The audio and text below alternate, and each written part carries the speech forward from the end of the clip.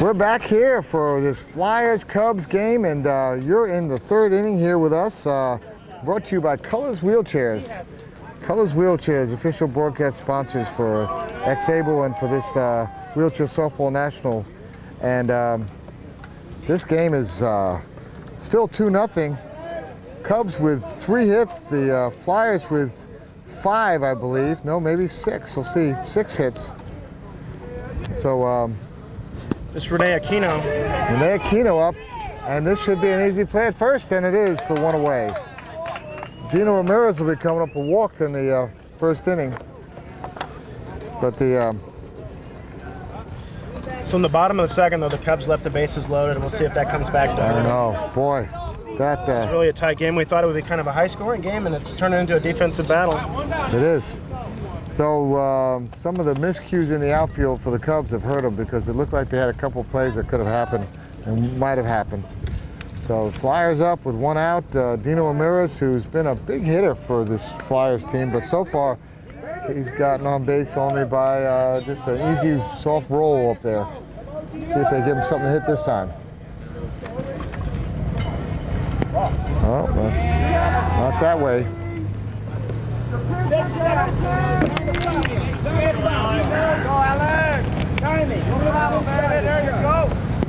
2 balls. Dino says, if you're going to want me to hit it, you got to swing. Alex knows how dangerous a hitter that. Well, look at the spin on that. Did you see how beautiful spin that had? Yep, he has a number of pitches, and more than any other player in this league. That was hit. That was hit. That was smoked. That's a ground rule double. Deepest part of the field. I think that would have been a home run if it had been anywhere else. If he had pulled it just a little bit, that ball would have been gone. And Alex was trying to pitch him outside there for a while, and I don't know if he tried to sneak one inside on him or if he just missed, but Dino loved that pitch. Yeah, I think he waited on that and really hit it. And here comes the ball back in play. That'll find someone out there.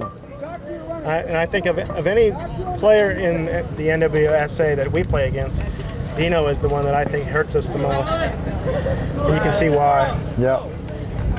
All right. There's 1 out here, unless I'm mistaken, and this is Paul Smith is up. And we know Paul can hit just as far. And he did not get all under it. Interesting bounce to throw to first. Oh! And he did not control it in time. Oh, wow. Well, there was a ton of spin on that ball. Look, Sam Glomp is going out there to talk about it. Sam is talking to the, having a word with the umpire out there. And he's not happy with it. Sam Glomp is the coach of it. They're having a discussion about that. I don't know. It was a close play. That was really close. It was really close, and Dave didn't catch it on the hop, but he did pick it up eventually. I think he had control of it. I think he might have had it. So let's see what they do. Safe. Call him safe. Call him safe. Well, Paul swings so hard that he had a lot of spin on that ball, and Curtis had to kind of wait and see which way that ball was going to bounce after it hit because of the spin. It had a lot of spin. And then he had to hurry the throw because he had to wait. Well, you know what? That could be the difference between 2 outs and a man on first and second like this. And this is going to be trouble. That is trouble. The throw to second, they got him. Ryan Bell was really heads up there to throw to second for the force. That was the first second out there, and they have men at first and third.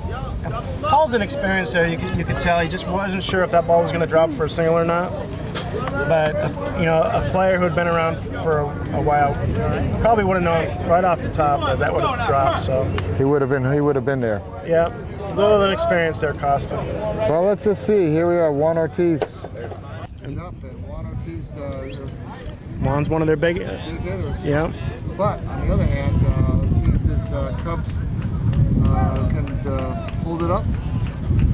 Here goes Bruce Floyd sliding by us. Putting on a great tournament. I think he's worked himself to death on this one. Yeah, and he's been working on it for several weeks now. And I I've been on the phone with him major times on this, and on every aspect of getting us ready to be here for X-Table. He's done just a phenomenal job helping us out, and making sure we had shade and scaffolding for putting our camera person, and just great, making sure everything we had, all the information and all the teams, and all the support that he's garnered from the NWSA for X-Table. We want to thank him. 102 puts it in play. Can they get a play? At first? Paul Moran just kind of took a little off that throw. I couldn't tell if he was unsure if he was going to throw it to second. That's another run there. Juan Ortiz gets the RBI. You know, it's almost like the Chicago team got beaten in their first game, and they just haven't seen the team that I'm used to seeing. It pounds it. Defense is so strong. Yeah, they're playing just a little tentative defensively, and that's really one of their strong points.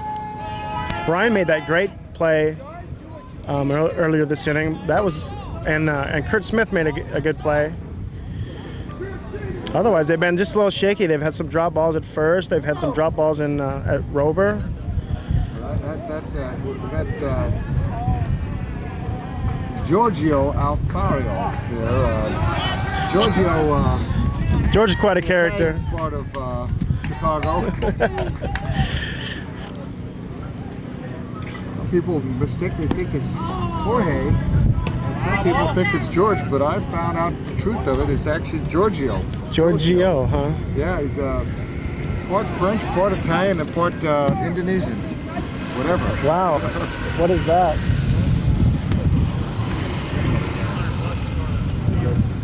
No, he's a great guy. Hits the ball solidly. Moving to first. In time. And he got him that time. And that finally closed out that inning. Cubs are relieved to get out of there, but before they gave up 3 hits and a run. And with those 3 hits, they've given up altogether 9 hits and 3 runs at this point. And let's see what they can do. 3 runs is nothing still, as we know. And it's the top of the order coming up. And I have a feeling the Cubs will not be denied for long. Yeah, I can't imagine them going through this order, this powerful order again without getting a run. See what they have. Well, Burley has to be thinking that and see what he can come up with, some mustard on that ball. This is, well, the White Sox have already lost to a Chicago team here. And they lost to this team over here. So actually, this is the last Chicago rivalry here, isn't it? This is. And these teams know each other well, so this is a big game for them. Especially since the loser goes to Division II. That's your goal when you come in National Woodrow Softball Tournament. If you don't think you're going to win the tournament, you at least want to finish in Division I. Well, I'll tell you what, this Flyers team does not want to go away. They lost to the Barons. You have to slide the mic in the middle. Your battery died. So anyway, as we were saying, that this is quite a. The throw to first. He's safe. That's Paul Moran's speed. He doesn't hit to the right side often, but smart decision to do it there. Stay away from Rene Aquino's arm and left. Well, that's the beginning there. Let's see if they continue that up. And they got more speed at the plate here, so usually when Paul Moran gets on with nobody out, he's going to score. They got some good hitters coming up with Rue and Curtis and Kurt Smith. We'll see what they have to offer.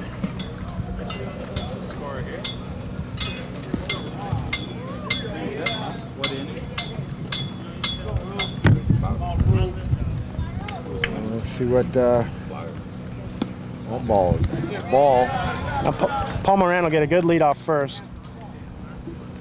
He gets a good 10, 15 feet on every pitch, so he's got a big jump towards second. Ooh, nicely hit ball, and it is caught. Right at Angelo, though. I'll tell you what, that was a great fly out as far as it goes, as far as hitting it so strongly, but that's the way it seems to be for the Cubs. They just can't get any breaks here. This is just a tough game for them. Let's see what Curtis can do. Curtis Lease, who had a single his first time up, so he's still a runner at first with one away. Curtis had a nice at-bat last time. The unfortunate thing for the Cubs is Rue hit it hard, but he didn't advance the runner. I know. How do you guys even play ball in the summer, or you pick the summer off? All right, so that's a nice pitch there by Burley. Well, Curtis is another speed guy that really influenced that play last time. And he's going to put that ball in play into the That's gap. going to be tough for Renee. Throw to first. Safe. And throw to third. Safe. And here comes the run. The Cubs have scored, and then passes to second on that throw there. And that's going to get the Cubs going. The dugout's all fired up now. They got a runner at second with one out. Yes. Finally got on the scoreboard. And up comes Kurt Smith. You can expect a lot of noise out of their dugout. They really get fired up. That was quite a good play there. Sometimes the best play is to hold the ball, and if you got a fast runner going into third, just let him go to third.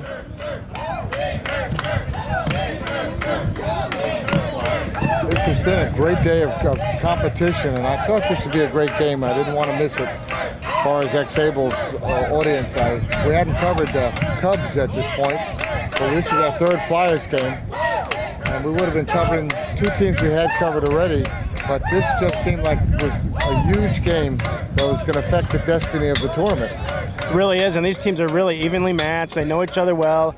They're both from Chicago. It has a lot of implications for the way the teams are going to finish. This is one of real solid guys, Kurt. Now, sometimes when you drop down to Division II,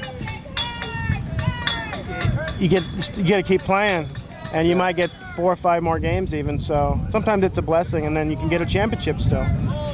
I know. It's not the Division I championship, but So what? So would you rather be third or fourth place in the Division I or first place in Division II? That's the question. yeah, and I think most teams would say, I'll take Division I. But if you're an up-and-coming team like the Rays, last year had a Division II championship, and that was really special for them. They moved that one up. And I think they're going to be in Division II again. They're going to be in Division II. Unfortunately, they had a couple players who couldn't travel, and they had a player who got injured earlier in the game. Broke his thumb. I think he broke his thumb. Yeah. I hadn't Chelsea heard. Mobley broke his thumb, I'm pretty sure. Did you hear it was official from No, the not- X-rays? But not- they were pretty sure that was the case. And then listen, Paul Schulte, who's a huge hitter for them. Yeah, That ball is outside. Kurt is looking for something to smash. and Paul Burley is just a little bit afraid of pitching to Kurt Smith here. So they're even Larry Labiak just yelled back to the dugout about intentionally walking him, and that's what they're going to do to get to Alex Parra. Okay. Kurt is such a dangerous hitter. That's a good play. Well, and then a first and second with one out. And Kurt was one of the best in batting in the 2007 tournament. I think he had the highest average in that tournament. He was just Paralympian in softball, sit volleyball. Just really great senior captain of this team. So draws that walk there with his menacing bat, and Alex Parra. See if Alex can support his game there. You know, it's sometimes the pitcher getting a hit really helps himself. You know, the pressure he puts on himself when he's pitching. Yeah, definitely. Let's see where he's kind of looking to left field a little bit, but he's really a solid right field hitter. Let's see if he gets it out there. Oh, I was a little far inside for him to hit the right field, but there it is. there's one that he likes. Up outside again. It's a 2-1. 3-0. 3-0. And Alex is really patient. Paul Burley's a little bit frustrated with himself, I think. Well, I'll tell you what, a walk here would load the bases, and there's only one out, so they would love to have another bases loaded opportunity to do what they can. Yep, Cubs are right back in this game. They left the bases loaded in the second. They don't want to do that again.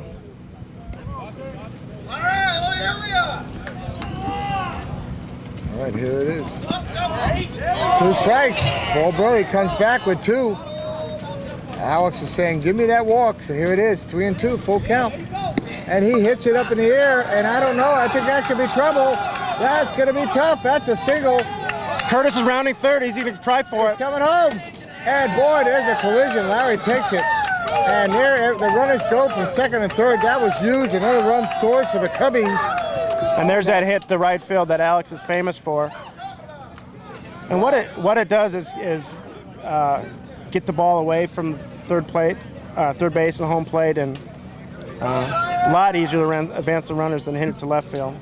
That was a big. So that's the second run of the inning here for the Cubs, and they still have only one out, and they have men at second and third. And now Brian Bell, Got a single, right, last time? yep, and with his speed, these fielders are going to really have to hurry their throw. Oh, nice pitch there. You know, Larry Labiak took that hit. He must have thought he was playing quad rugby. Larry has taken just countless hits over the years. The throw to home. There's going to be a collision, and he got him for the second out. George Alfaro made a really smart decision and a great throw to Larry Labiak. Harry's saying, okay, what is it about me having to take these hits? He loves it. He thrives for that. That was a huge play at the plate there. Still have men at first on the corners, first and third. 2 outs. They've scored 2.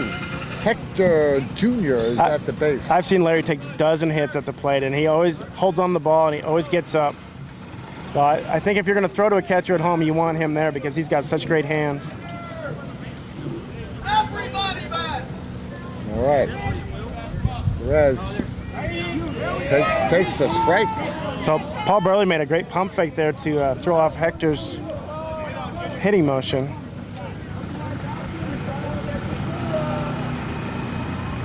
Oh, nicely hit. That's going to be Trouble. trouble. The throw to first, I don't think there's any way. He is safe. I'll call him out. Got him. Oh, boy, that looked safe to me, but he must have had a better view on it. Well, that ends the inning, but not before the Cubs get on the board with 2 runs on 3 hits. So that gives them something to go forward to. And we'll be right back on X-Able for the Flyers with the top of the 4th inning.